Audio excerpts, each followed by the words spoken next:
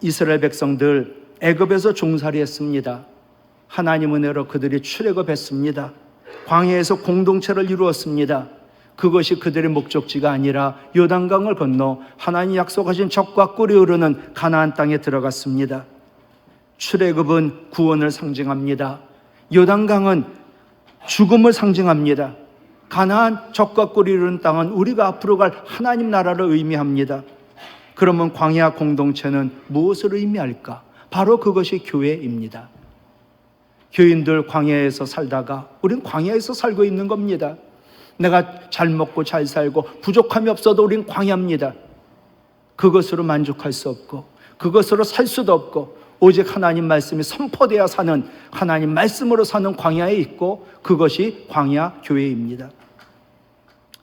하나님 백성이 은혜를 받았고 구원을 받고 하나님 나라 가기 전까지 훈련받고 같이 모여 사는 곳, 이것이 광야요, 그 공동체가 광야 교회인 줄로 믿습니다.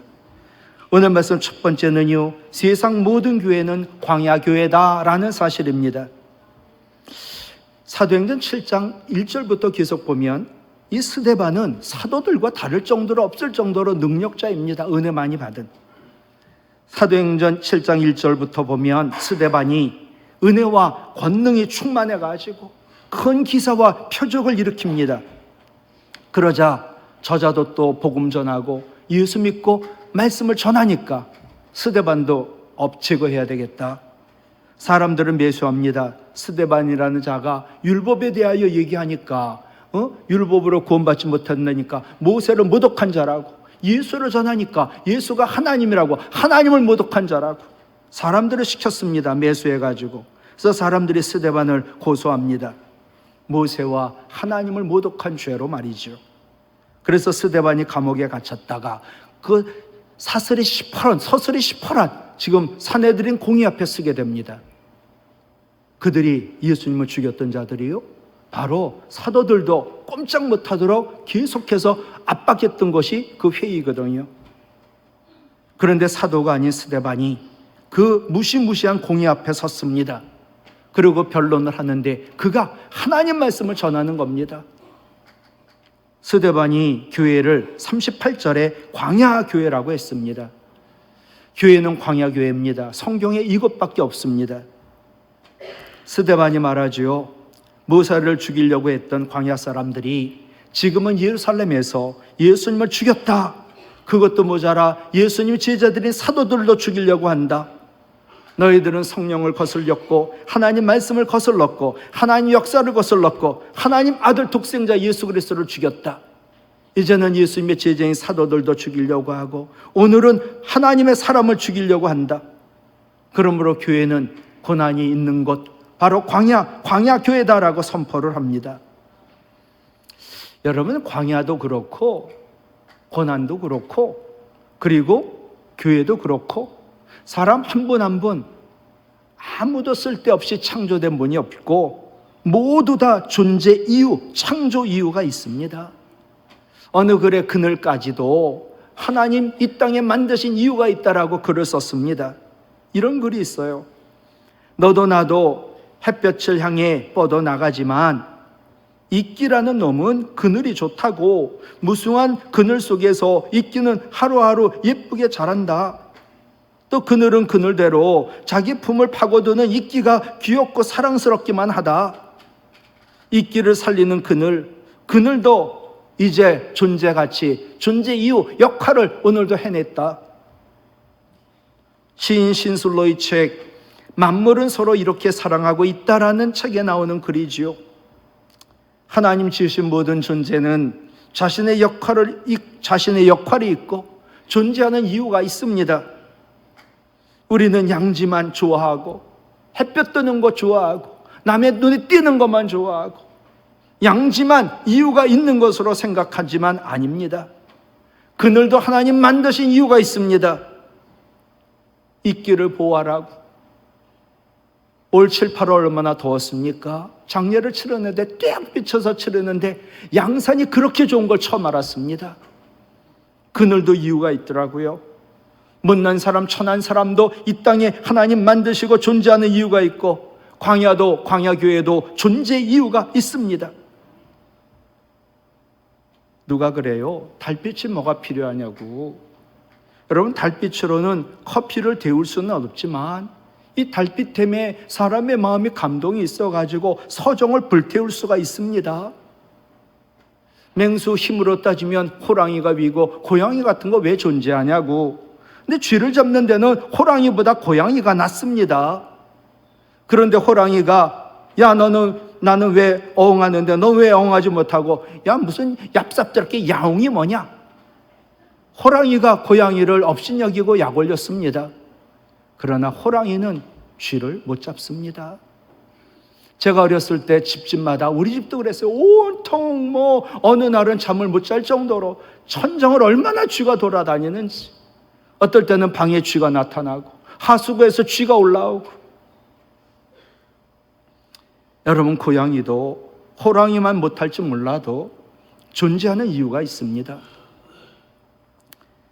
천하 만물 하나님 주신 존재 이유에서만 자유로울 수가 있고 행복할 수가 있고 사명이 있어 기쁠 수 있습니다. 이스라엘 백성들 광야에 하나님 보내셨거든요. 반드시 광야 보낸 이유가 있습니다. 그것만이 아니죠. 광야에서 하나님 제사 예배드리라고 성막을 지으라 말씀하시고 성막을 지었습니다. 그러자 하나님 축복하시더라고요. 출애굽기 39장 43절, 여호와께서 명령하신 대로 성막이 되었으므로 모세가 성막을 지은 그들에게 축복하였다. 모세는 복을 줄 수 없으니까 하나님 복 내려달라고 복을 빌었고, 하나님이 성막을 말씀대로 지은 자들에게 복을 주셨습니다. 광야교회도 마찬가지지요. 말씀대로 살고 말씀대로 행하고 말씀대로 될 때 우리 하나님 기뻐하시고 복이 우리 가운데 임하는 줄 믿습니다. 광야가 어떤 곳일까요? 사전적으로 보면 일반적으로 연평균 강수량 200mm 이하인 넓고 거칠은 땅, 물이 없어 가축 기르기 힘들고 농사는 더더욱 힘들고 사람 살지 못하고 버려진 땅. 그런데 성경은 이 광야를 히브리어로 미드바르라고 합니다. 이 히브리어의 뜻은 광야는 말씀이 나오는 곳이다. 샘이 나오는 곳이 아니라 말씀이 나오는 곳이다. 말씀으로 사는 것, 말씀의 땅이 광야다. 이스라엘 백성들 보십시오. 만나를 주시고 메추라기 주시고 만나와 메추라기만 있으면 살 수 있다고요? 아닙니다. 옛날보다 우리 잘 삽니다. 그러나 우리는 광야에 사는 겁니다. 이 땅이 본향이 아닙니다. 먹고 산다고 만족하지 마십시오.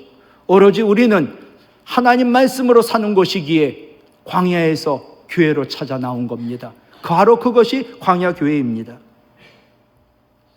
세상 사람들, 광야는 사람들이 살 수 없는 버려진 땅이라고 생각하지만 이스라엘 백성들은 그 광야, 그것이 하나님 말씀을 들을 수 있는 것, 하나님 말씀으로 살 수 있는 것, 하나님 말씀을 사모하는 것, 거룩한 땅이 광야라고.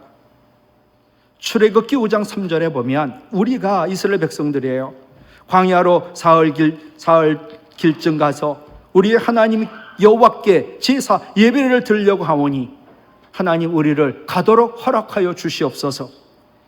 이스라엘 백성들 광야에서, 애굽에서 하나님께 제사 못 드렸는데 이제 광야에서 하나님께 제사를 드리겠다고, 하나님 말씀 듣겠다고, 사흘 길이나 가는 깊은 광야로 가겠다고, 그러니 하나님 허락해달라고. 광야는 세상적인 눈으로 보면 정말 쓸데없는 땅이지만 신앙적인 눈으로 보면 말씀을 듣기 위하여 찾아가는 거룩한 땅이 바로 광야 교회인 줄로 믿습니다. 여러분, 교회 안 나와도 먹고 사는데 지장 없지 않습니까? 그러나 사람이 떡으로만 살 것 아니요, 돈으로만 살 것 아니요, 재물로만 살 것이 아니요, 하나님 말씀으로 사는 것을 믿기에 오늘도 하나님 말씀을 찾아 광야의 교회에 오신 줄로 믿습니다. 광야에 고난이 있습니다. 이유는 하나입니다. 먹고 사는 것, 그것으로 문제 해결되지 않는다. 광야에서는 하나님 말씀으로 산다. 그것을 알게 하려고 광야로 내모신 것이죠. 신명기 8장 3절, 너를 낮추시며 너를 줄이게 하시며 또 너도 알지 못하며 네 조상도 알지 못하던 만나를 내게 먹이신 것은, 같이 읽어요. 사람이 떡으로만 사는 것이 아니요 여호와의 입에서 나오는 모든 말씀으로 사는 줄을 네가 알게 하려 하심이니라. 아멘. 광야에서 먹을 것 없다고 메추라기 주고, 먹을 것 없다고 만나 주고, 마실 것 없다고 반석처 물을 내게 하시고, 야 이제는 이것만 있으면 산다. 아니다. 내가 다 물을 내겨? 내가 다 준 거 아니니? 바로 내가 너희에게 필요하고 하나님 말씀을 듣고 행하야만 너희들이 가나안 땅에 들어가 영원히 잘 살 수 있다. 광야는 하나님 말씀으로 산다는 것을 알게 해주는 곳입니다. 광야 교회의 핵심 가치도 오직 하나님 말씀입니다. 성도의 핵심 가치도 하나님 말씀 들어야 합니다.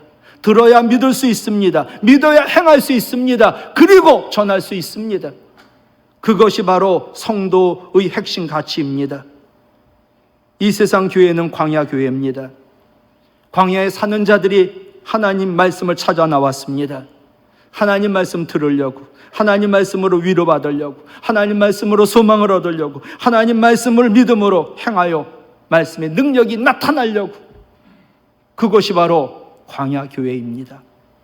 이사야 40장 31절, 오직 여호와를 앙망하는 자는 새 힘을 얻으리니 독수리가 날개치며 올라감 같을 것이요 다른 박질하여도 곤비하지 아니하겠고 걸어가도 피곤하지 아니하리로다. 아멘.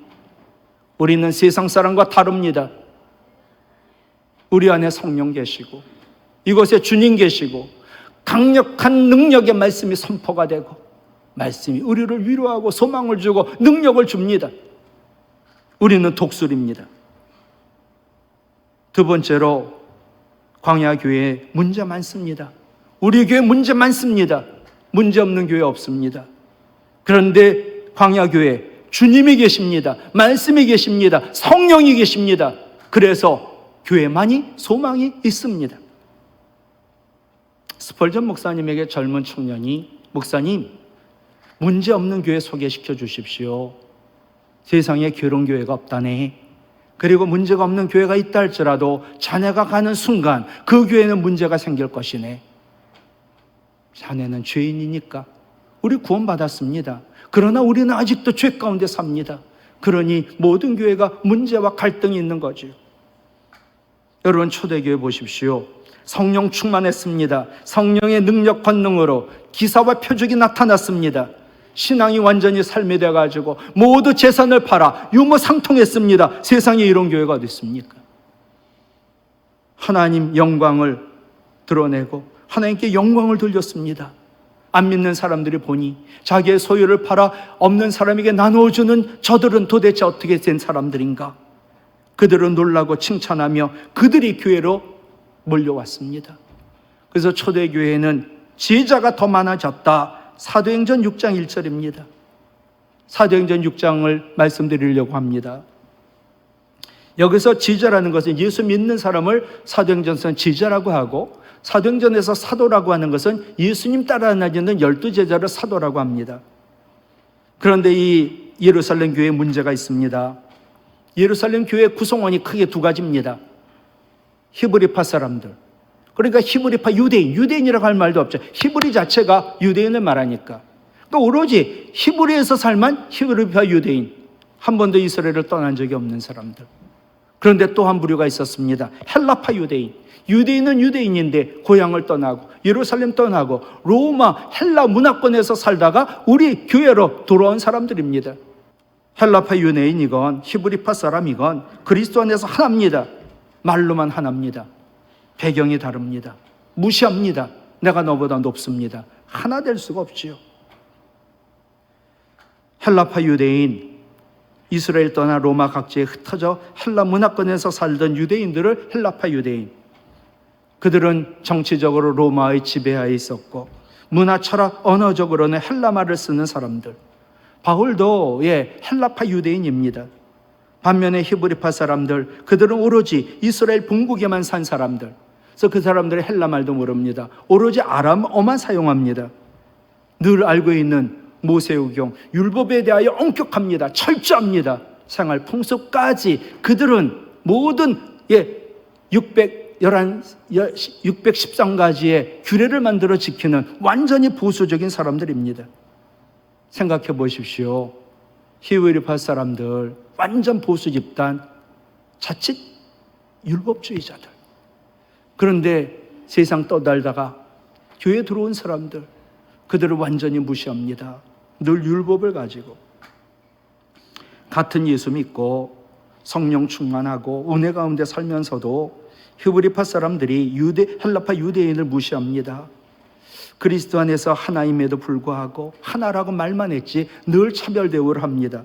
그 차별 대우로 나타난 것이 사도행전 6장 1절입니다. 헬라파 유대인들, 들어온 사람들이에요. 자기 과부들이 매일 구제에서 빠짐으로 이 원래 토백이들 히브리파 사람들을 원망하였다. 두 집단인데 똑같은 이 어르신 과부인데 히브리 사람 과부는 구제해주고 굴러 들어왔던 같은 헬라파 유대인들의 과부는 구제하지 않습니다. 이 문제를 그 교회 교육자들인 사도들, 베드로, 요한과 사도들 어떻게 해결했을까? 첫 번째 우선순위를 정했습니다. 이어지는 사도행전 6장 2절 12사도, 이게 예수님 따라하는 이들 제자를 사도라고 하죠. 그래서 예수 믿고 구원받은 모든 제자를 불러가지고 이르되 우리가 하나님 말씀 제쳐놓고 접대 구제를 일삼는 것이 마땅하지 않다. 우선순위를 정했죠. 교회 구제 필요합니다. 그러나 하나님 말씀이 먼저입니다. 교회는 구제기관이 아닙니다. 하나님 말씀하시니까 이웃사랑으로 구제하는 겁니다. 그래서 구제보다 하나님 말씀 가르치고 전하고 행하는 것이 우선이다. 그것을 사도들이 맡고 나머지 것을 이제 내려놓고 누군가에게 맡기는 겁니다. 오늘날도 마찬가지죠. 교회마다 문제가 있는데 무엇이 더 중요한지 우선순위를 결정해야만 해결의 실마리가 풀리는 거지요. 두 번째, 용기를 가지고 사도들이 과감하게 양보하며 자기 것들을 내려놓았습니다. 우리도 마찬가지입니다. 내 거 내 주장 내려놓아야 문제는 해결됩니다. 헬라파 유대인들의 원망의 해결로 사도들이 7집사를 세웠습니다. 이분들이 사도보다 못하지 않습니다. 근데 7명을 세웠는데 이들의 이름이 모두 헬라식 이름, 한마디로 헬라파 유대인들입니다. 헬라파 유대인들이 원망하니까 그 문제를 토백인 히브리파 사람들이 해결하는 게 아니라 사도들은 내려놓았고 헬라파 유대인에게 맡겨버린 겁니다. 헬라파 유대인들, 당신이 원망하니까 이유가 있어서 원망하는 거 아니냐. 그러니 당신들이 분배하는 것을 책임져라. 책임자로 헬라파 유대인을 세운 겁니다. 여러분, 원망 불평하는 사람에게 맡기십시오. 이들이 헬라파 유대인들이 원망하는 이유가 있다는 거지요. 먼 나라에 와서 고생하는 이들이 원망하는 데는 이유가 있다. 그러니 이 일을 해결할 사람들은 헬라파 유대인들 믿음 좋은 사람들이니 그들에게 맡기는 게 좋겠다. 사도들이 자기들이 하던 일을 내려놓았습니다. 이해했습니다. 양보해서 맡겼습니다. 내려놓았습니다. 이것만이 해결 방법입니다. 세 번째, 일을 분담했습니다. 그리고 오직 모든 문제를 믿음으로 해결하였습니다. 이 안수 집사 7분은 보통 분들이 아닙니다. 특히 스데반은 말할 것도 없고, 보십시오. 이어지는 사도행전 6장 3절로 4절. 형제들아, 너희 가운데 성령과 지혜가 충만하여 칭찬받는 사람 7을 택하라. 우리가 이 구제 일을 그들에게 맡기고 우리는 오로지 기도와 말씀 사역에 사도들은 힘쓰겠다. 예. 누구에게 일을 맡겼냐 하면 성령 충만한 사람들입니다. 성령으로 말미암아 하나님의 사랑이 마음에 부어져야 하나님의 뜨거운 사랑으로 사랑의 열매를 맺으며 정말로 필요한 사람을 구제할 거 아닙니까?